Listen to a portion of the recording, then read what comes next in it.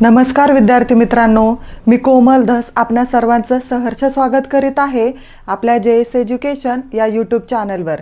तर मित्रांनो, आजच्या व्हिडिओमध्ये आपण एखाद्या रकमेची सरळ व्याजाने दाम तिप्पट झाली असता कालावधी एका सेकंदात कसा काढायचा किंवा कालावधी जर दिलेला असेल तर दर ट्रिकच्या सहाय्याने अगदी सेकंदात कसा काढायचा हे शिकणार आहोत।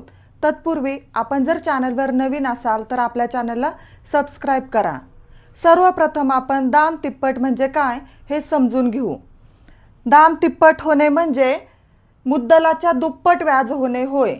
समजा मुद्दल जर 1000 रुपये असेल तर या मुद्दलावर 2000 रुपये व्याज मिळणं म्हणजे त्या रकमेची दाम तिप्पट होणे होय। दाम तिप्पट होणे म्हणजे मुद्दलाच्या दुप्पट व्याज होणे होय।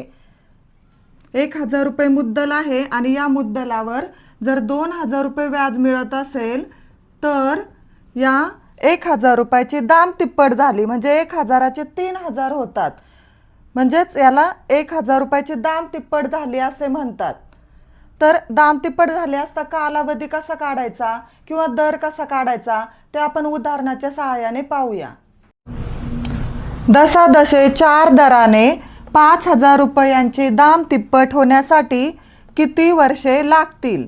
इथं आपल्याला दाम तिप्पट होण्यासाठी किती वर्ष लागतील म्हणजे किती कालावधी लागेल हे विचारलं आहे। मग तो कालावधी काढण्याचं एक सूत्र आहे, ते सूत्र आपण लिहूया। कालावधी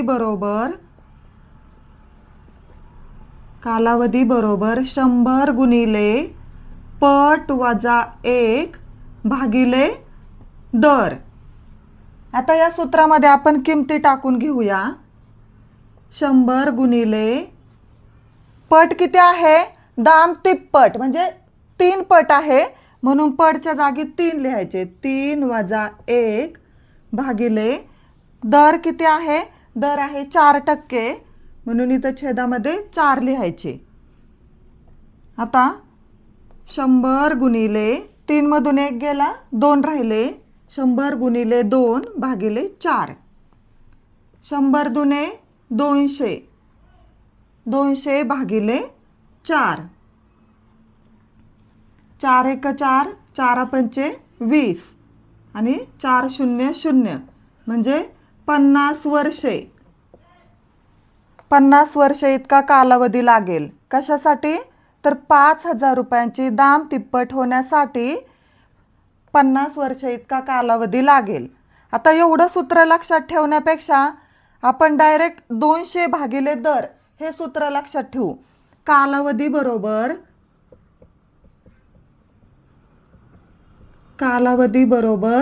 200 भागिले दर। हे 200 कसे आले ते आपण पाहिलं। 100 गुणिले पट वजा 1 भागिले दर। पट आहे तिप्पट म्हणून 3 मधून 1 गेले 2 राहिले, 100 गुणिले 2 200 आणि दर आहे 4% म्हणून 4 लिहिला। मग कालावधी काढण्याचं एकदम शॉर्ट ट्रिक आहे। कालावधी बरोबर 200 भागिले दर। पण हे सूत्र केव्हा, ही ट्रिक केव्हा वापरायची, दाम तिप्पट असेल तरच। एखाद्या रकमेची सरळ व्याजाने दाम तिप्पट जर झालेली असेल तर कालावधी विचारला तर हे सूत्र वापरायचं। कालावधी बरोबर 200 भागिले दर आणि या सूत्रात किमती टाकून आपलं उत्तर अगदी सेकंदात निघेल। कालावधी बरोबर 200 भागिले दर किती आहे, 4% आहे, 200 भागिले 4, 4 पंचे 20, 0 0, आपलं उत्तर आलं 50 वर्षे। इथं हे 200 कसे आले हे समजून देण्यासाठी हे सूत्र लिहिलं आणि आपण लक्षात काय ठेवायचं, फक्त कालावधी बरोबर 200 भागिले दर या सूत्रात किमती टाकून उत्तर अगदी अचूक निघतं आपलं आणि वेळ सुद्धा वाचतो। एका रकमेचे सरळ व्याजाने 5 वर्षात तिप्पट पैसे होतात तर व्याजदर किती असेल। इथं आपल्याला काय विचारलंय, व्याजदर विचारलाय। मागच्या उदाहरणामध्ये आपल्याला कालावधी विचारला होता, दर दिला होता आणि कालावधी विचारला होता। इथं आपल्याला कालावधी दिलाय आणि दर विचारलेला आहे। 5 वर्षात तिप्पट पैसे होण्यासाठी म्हणजेच दाम तिप्पट होण्यासाठी व्याजदर किती असेल असं आपल्याला विचारले। मग आपण कालावधी कसा काढला होता? कालावधी बरोबर 200 भागिले दर या सूत्रात किमती टाकून आपण कालावधी काढला होता। आणि हे 200 कसे आले हे पण आपण पाहिलं आहे। मग आपल्याला जर दर विचारला तर दरचं सूत्र आहे दर बरोबर 200 भागिले कालावधी, 200 भागिले कालावधी। एखाद्या रकमेची सरळ व्याजाने दाम तिप्पट झाले असता कालावधी काढण्याचं सूत्र आहे कालावधी बरोबर 200 भागिले दर, आणि जर कालावधी दिलेला असेल आणि दर विचारला असेल तर दर बरोबर 200 भागिले कालावधी असं सूत्र आहे। आणि या सूत्रात किमती टाकून अगदी सेकंदातच आपलं उत्तर निघणार आहे। आता आपण या प्रश्नाचं उत्तर काढूया।